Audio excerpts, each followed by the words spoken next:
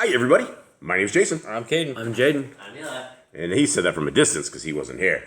I was out helping the fire. Oh, he's helping the fire. Yes, we're starting it up early morning, and it is fire out in the middle of the jungle trying to get some water heated up. That is life in the jungle. And how are you guys out there? Much love to every one of you guys. Thank you for joining us. It is our privilege to hang with you, and we are privileged by you guys hanging with us. And we thank you guys very, very, very, very much for being part of our family, hanging out, doing the do. It is a Sunday on the Gregorian calendar. Gentlemen, how you guys doing? Good. Is everyone awake? Yeah. I'm like, Bushy-tailed, wide-eyed? no. No, not quite. Eli's not. He's like squinting over there. Yeah. Barely awake. He's barely awake. What do we do about that? Maybe we should like throw water on him in the mornings. Throw water. How do we wake you up? No way. Just kind of live it. Give it as. I don't know how many of you guys out there have a really hard time waking up. A couple of you guys, a couple of the guys here have a hard time waking up. Some of them really have a hard time waking up. But that's just life. All right, gentlemen, we are heading into the writings of Abraham. Can anybody give me a quick lowdown of the showdown of what went downtown? Last couple chapters talked about Yitzhak being born, him, and then as he grew up, it caused contention between him and Ishmael, and he broke one of Ishmael's arrows, and Ishmael hated him because that Ishmael aimed a bow to kill him, but Yahuwah saw it from his heart, so he didn't kill him. Sarah saw it, and Abraham and Sarah decided he needed to go out of the camp, and Yahuwah said that he was going to bless Ishmael for Abraham's sake, and Isaac grew up, and when he was weaned, he started learning the Torah and how to be a priest. Yeah.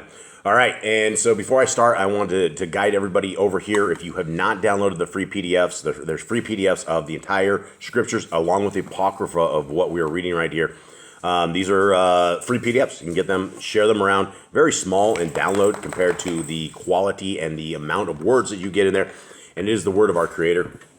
And for anybody who wants to help this channel, and when I say help this channel, there's never any kind of money that ever goes to us. We don't have a donation for us. We don't make any money on the Word of Yah anywhere at all.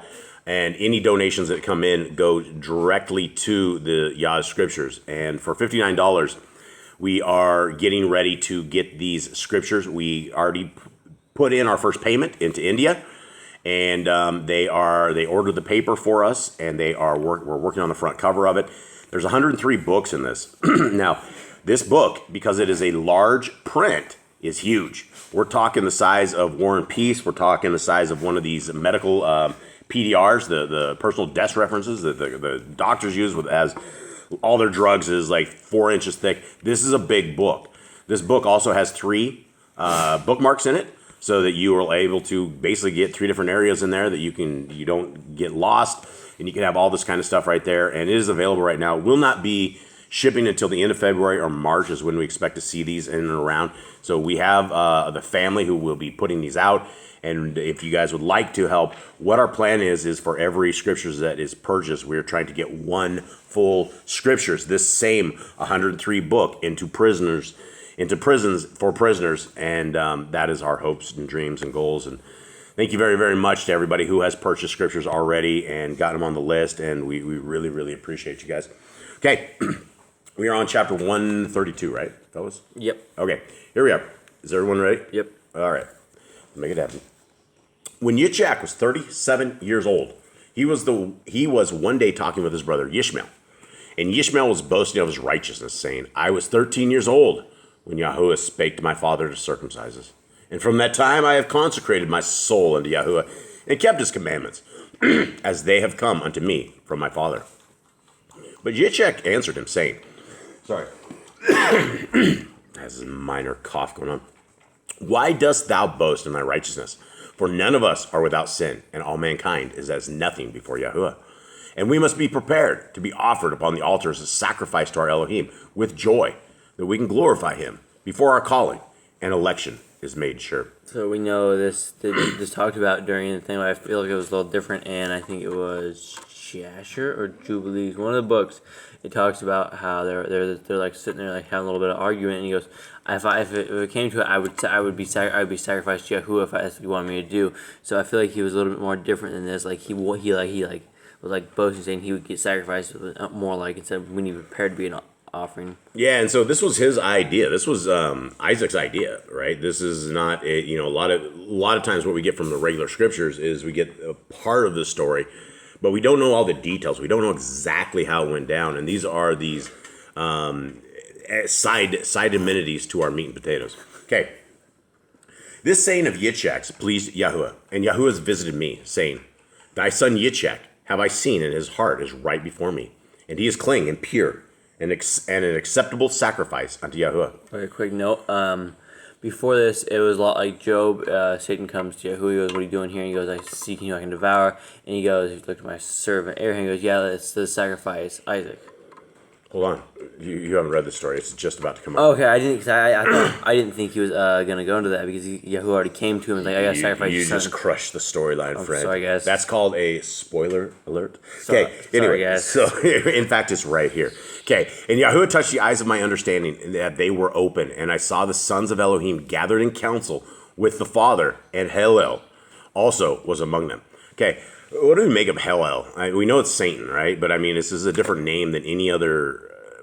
Have we seen this name anywhere in scriptures at all? I don't think so. I don't recall anything. I remember That means Lucifer. Does it? I think so. Yeah, so it's Hillel. Okay. Excuse me again.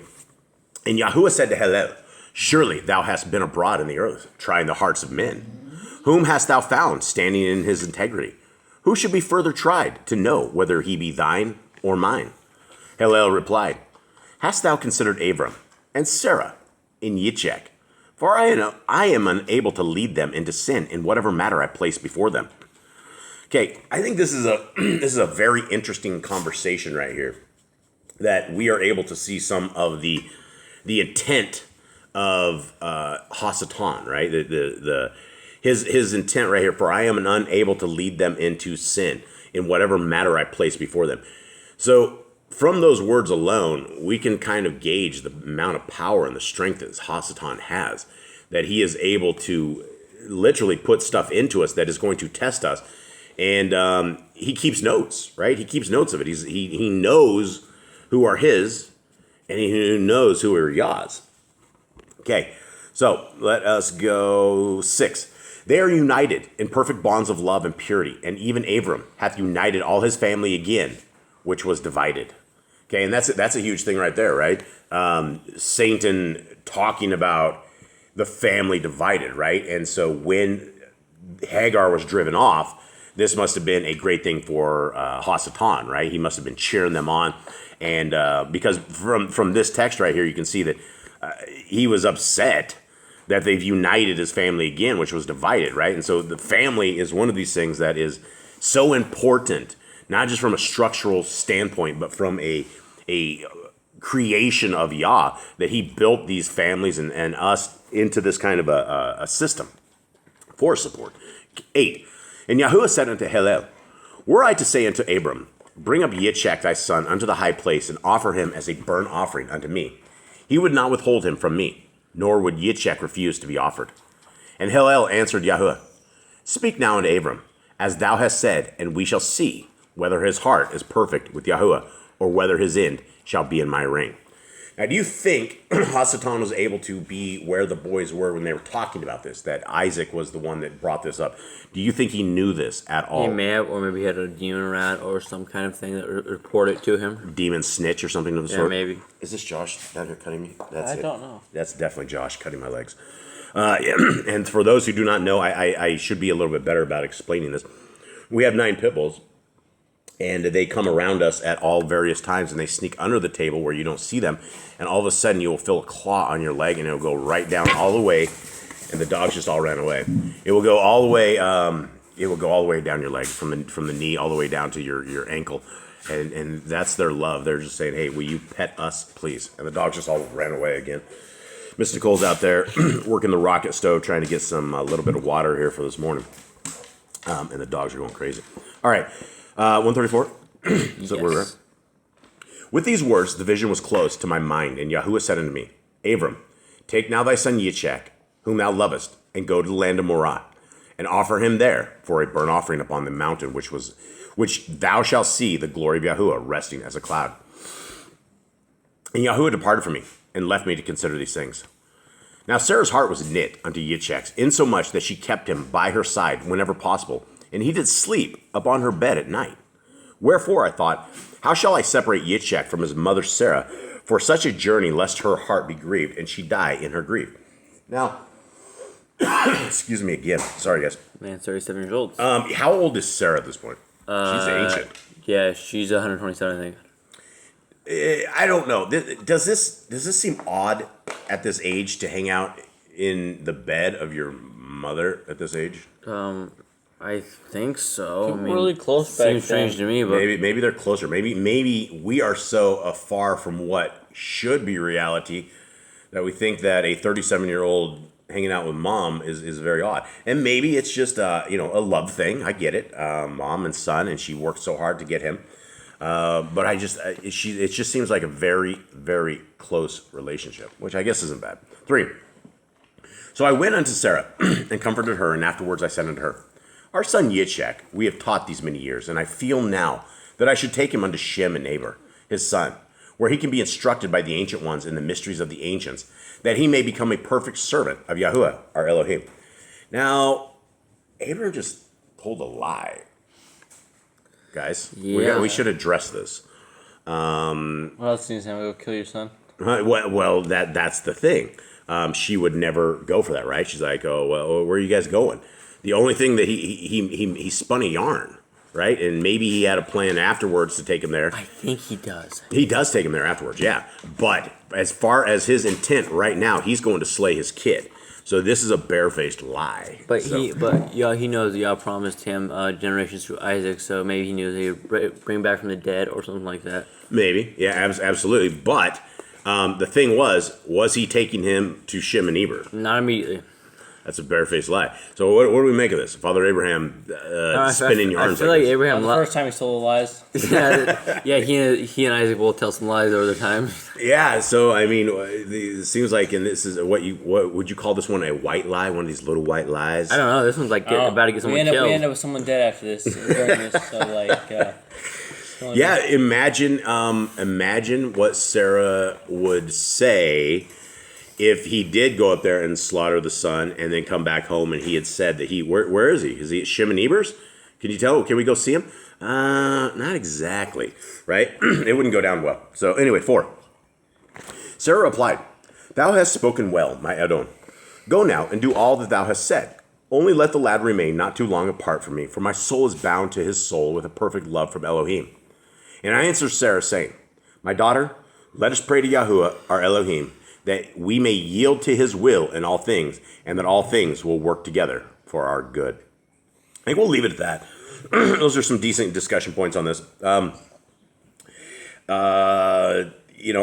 guess part of his clearing up a little white lie is that he says here, let us pray to Yahuwah the Elohim, we may yield to his will in all things, and that all things will work together for our good.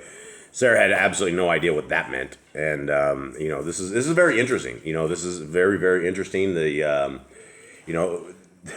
all fall from grace. We all fall, right? I mean, if Father Abraham is having to spin a yarn to get to the point where he can take his kid up to kill him, his Sarah. I don't think Sarah would ever be okay after this. I don't think she and he would ever be like good. Maybe. Well, Abraham answered with words. I mean, they don't see him alive again. Right. She dies before they ever make. Yeah, they're dead. This is the last time they ever see her, and so this is interesting. This is her final moments. Is in like sadness. The last time she ever sees her kid, she's just very, very, very sad. Okay, all right. Well, we will continue on with the trip tomorrow. How this goes down and everything, and we thank you all for being part of our family. We thank you all for hanging out with us, and we hope you have a wonderful day. And that's it. Shalom. All right, shalom.